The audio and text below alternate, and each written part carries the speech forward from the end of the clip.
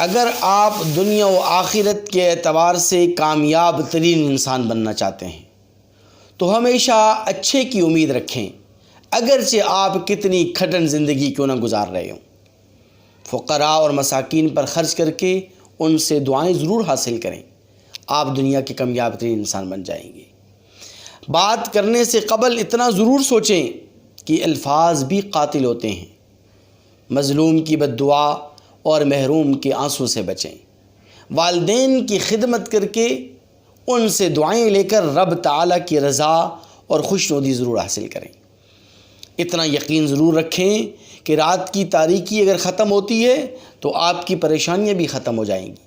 अपने ऊपर आपको इतना एतमाद होना चाहिए कि ये दुनिया अगर ख़ूबसूरत है तो आप बहैसियत मुसलमान और साहिब ईमान उससे कहीं गुना ज़्यादा ख़ूबसूरत हैं।